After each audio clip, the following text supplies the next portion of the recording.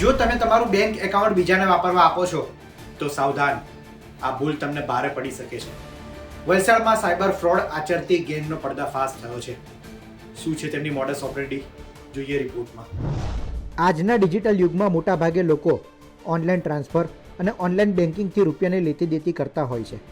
બીજી તરફ social media અને મોબાઈલના ઉપયોગના કારણે ગુનાહિત પ્રવૃત્તિઓ કરતા ઠગો પણ નવા કિમિયા અપનાવી રહ્યા છે. આ વચ્ચે વલસાડ જિલ્લા પોલીસના ધ્યાને જિલ્લાની વિવિધ 25 જેટલી બેંકના શંકાસ્પદ એકાઉન્ટનો સાયબર ફ્રોડ માટે ઉપયોગ થતો હોવાનું બહાર આવ્યું છે.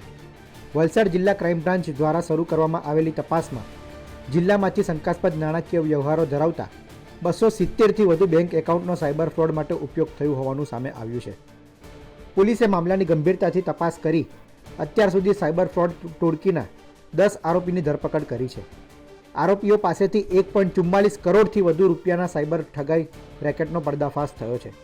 સાયબર ટોળકીઓ મોટાભાગે નાણાકીય વ્યવહાર કરવા મ્યુલ એકાઉન્ટનો ઉપયોગ કરતા હતા.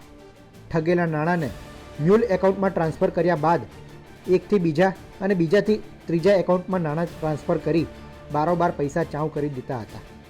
વલસાડ જિલ્લામાં આવા 270 જેટલા એકાઉન્ટો હતા.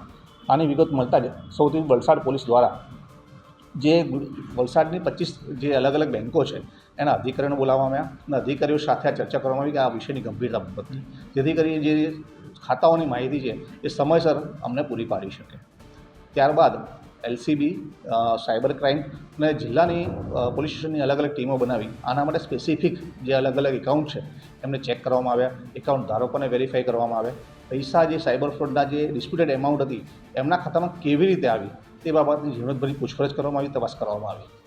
આ તપાસ અત્યારમાં પણ ચાલુ છે અને જે 230 જે ખાતા આપણા હતા, 270 ખાતા, એની તપાસ દરમિયાન અત્યારે 80 જેટલા ખાતાઓની ઓલરેડી તપાસ થઈ ચૂકી છે અને એમાંથી આપણે અલગ અલગ પોલીસ સ્ટેશનની અંદર 6 જેટલી ફરિયાદો દાખલ કરી છે. આ ફરિયાદોની અંદર ડુંગરા, વાપી ટાઉનમાં 2 છે, પારડી, વાપી GIDC અને વલસાડ સિટી પોલીસ સ્ટેશનનો સમાવેશ થાય છે. આ જે ફરિયાદો જે થઈ છે તેની અંદર આરોપીઓ દ્વારા પોતાના બેંક એકાઉન્ટમાં પૈસા મેળવી અને ચેકથી ઉપાડવામાં આવ્યા હતા અને જે તે જગ્યાએ પહોંચાડવામાં આવ્યા હતા. એક એમો એ પણ હતી કે આરોપીઓ દ્વારા USDT લઈ અને કોઈ એક પ્લેટફોર્મ પર એ લોકોને એને સેલ આઉટ કરતા હતા અને જે સેલ આઉટ પ્લેટફોર્મ પર કરતા હતા એ પ્લેટફોર્મ પરથી તેઓને સાયબર ફ્રોડના રકમ મળતી હતી. એટલે કે માની લો કે 90 રૂપિયા USDTનો ભાવ હોય તો 94-95 રૂપિયા અથવા તો વધારેમાં વેચી અને સાયબર ફ્રોડના રકમ એ લોકો મેળવતા હતા અને સાયબર ફ્રોડના જે પૈસા હતા એ ક્રિપ્ટોકરન્સીમાં કન્વર્ટ કરવામાં એ લોકો ઉપયોગ થઈ રહ્યો હતો એમનો.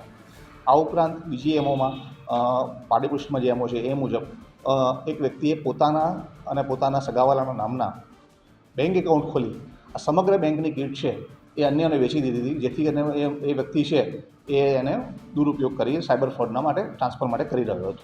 આમ અલગ અલગ એમાઉન્ટ અને ટ્રાન્સફર થઈ હતી. 6 કુલ આપણે ગુના નોંધ્યા છે આ બાબતની અંદર અને કુલ 10 આરોપીને અટક કરી છે.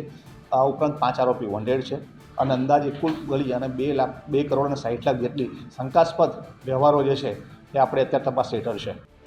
પોલીસની તપાસમાં બહાર આવ્યું છે કે જે આરોપીઓ ઝડપાયા છે તેઓ માત્ર પ્યાદા છે.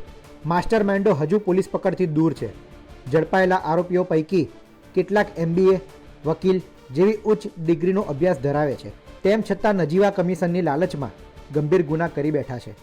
સાયબર ઠગ ટોળકીઓ જરૂરિયાતમંદ લોકોના બેંક એકાઉન્ટ ભાડે લેતા હતા તો ક્યાંક મોટું કમિશન આપી આવા લોકોના બેંક એકાઉન્ટનો વ્યવહાર પોતાની પાસે રાખી તેમાં લાખો કરોડો રૂપિયાનો નાણાકીય વ્યવહાર કરતા હોવાનું બહાર આવ્યું છે. પોલીસ હજુ પણ જિલ્લાની બેંકોમાં શંકાસ્પદ નાણાકીય એકાઉન્ટની તપાસ કરી રહી છે.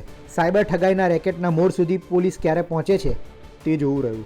વલસાડથી સંવાદદાતા કૌશિક જોશીનો રિપોર્ટ, ગુજરાત તક.